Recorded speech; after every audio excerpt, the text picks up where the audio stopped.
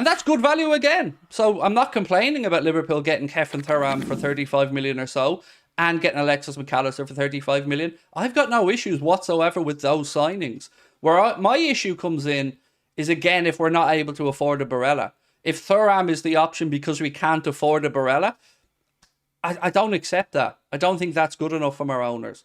And I'm starting to get a bit concerned because this stuff's starting to get drip fed out bit by bit by bit about Liverpool's summer business or our dent in our summer business. Now, Kefren Thuram or any of these players won't be signed until after the under-21 Euros, which ends, I think, about the 8th of July, something like that. So, you know, then we're into them lads having a holiday, then they're coming into pre-season. So even the thought process of wanting the lads in early for pre-season to get them ready to go, it's not adding up. And I'm getting very confused at what is actually happening. Because this was the big window. This was the big rebuild. I believe it's another lie. The owners do it to us every window. I'm slowly losing my patience with FSG. This has to stop. So look, I often glance through the comments on our YouTube videos. And I try not to reply to a lot of them, because when you start replying to them, you tend to reply to the ones that trigger you, the ones that anger you. But one comment I read this morning, in my morning, really annoyed me. It was on us speaking about FSG's lack of owner investment. The fact that we're 37 million minus in the amount of money they've put into the club in the past 5 years with regards to owner money. And someone said to me in the comments, you've no divine right to win the league every year. FSG have done more than other owners have for Liverpool. And I thought about it, and I get the context of the FSG do more than other owners part, but when did anybody say we had a divine right to win the league every year? I'm 41 years of age, and I've seen Liverpool win the league once in my life that I can remember. Like, I was younger, I don't remember them winning it before I start really getting into football. So in the 33 or so years that I've watched football, I've seen Liverpool win one league title. Now, we're talking about Liverpool Football Club, the most successful club in English football. That isn't good enough. And we aren't ungrateful, and we aren't ridiculous. We do understand it's difficult to win league titles, but we've been there. We were challenging. We were at the pinnacle, and we didn't capitalise on it. We didn't push on. We stood still, we stagnated, and we allowed others to catch up. And that's the point that we're all trying to make. It's not that we're ungrateful and we want 300-400 million every window. It's we look at the football landscape, we look at what other clubs are doing, we look at what they're capable of financially, and we wonder why we aren't doing similar. And I think that is more than fair for Liverpool fans to ask those questions. We're not looking for us to be PSG. We're not looking for us to be Manchester City. But we are looking for us to be comparable with Arsenal, with Aston Villa, with other clubs who are going to outspend us probably yet again. Yet again. Surely you can understand where we come from with that.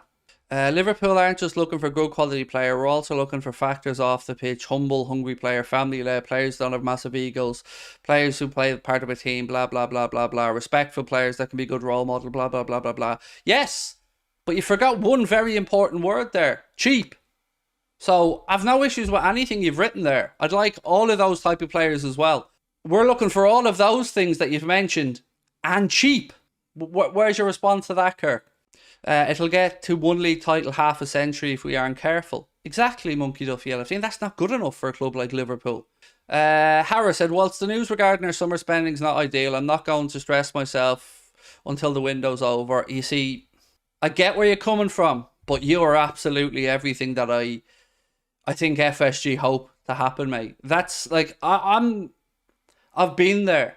I've done that, mate. I've given the benefit of the doubt, and I've seen windows pass by with excuses get made, and before we know it, season's back underway, and we're scratching our heads going, how do we get here? And then rinse, repeat, it starts again. The leaking about the next windows, the investment, all the stuff will come, and it'll never happen. So I get where you're coming from, but once bitten, twice shy. And we've been bitten more than once. David said, 100% when Klopp leaves, we'll be all thinking, what if? That's always been my biggest fear, David. Because you and I think, are roughly the same age. Well, maybe you're not as old as I am, but, you know, as I said, mate, 33 years watching the Reds, seen one league title. And then we got Jurgen. And that was where we got the league title. And we've won one of everything. But that isn't what you want to be doing with this type of manager. You want to look back at this and go, fucking hell, what a golden era that was for Liverpool, and how lucky are we to have seen what we've seen. But I'm going to feel that with a tinge of, did we do everything we could have done? Did we get the most out of Klopp's tenure and time at Liverpool? And unfortunately, I'm starting to edge towards the answer being the owners aren't. The owners are not capitalising as much on the manager that they have. Lance said, I don't care if we spend 100 million or 300 million as long as Klopp gets the players he wants / needs. I kind of care a bit more because, again, this was the big window. This was the one that we were told we walked away from Bellingham for because of the scale of the rebuild needed. And 100 million is not a rebuild, my friend. It isn't. Because we're not going to be a club this year that will bring in a lot of money in sales. So it's not like the owner's going to give us 100 million and we're going to bring in another 80 or 90 million and we're going to have 190 million to spend. That isn't going to happen because we don't have the caliber of player that have been deemed a surplus to requirements that we're going to shift. Danny said, make no mistake, Arsenal have now swapped positions with us. They have an ownership with ambition. We'll be stuck fighting for 6. This is going to be a carbon copy of Wenger's days. Klopp's part of the problem, whether you like it or not.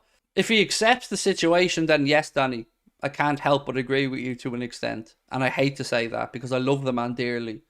Completely disagree with us being swapped with Arsenal and Klopp's around. He's too good of a manager. Regardless of the signings, what I saw under the new system will be competing next season. Yeah, but you're assuming, Harris, that everybody else is standing still, right? So your assumption of what you've seen with us at the end of the season was us beating teams that we should be beating, and other teams aren't going to stand still, mate. They're going to push on. Look at what Arsenal are doing. They're bringing in Rice. They're bringing in Kai Havertz. They're probably bringing in Timber. And I don't know if they'll stop there or not. So, whilst I'm not going along with saying we've absolutely swapped places with Arsenal either, I'm also not naive enough to think that just because we have Klopp, we will absolutely 100% be guaranteed to be back where we want to be.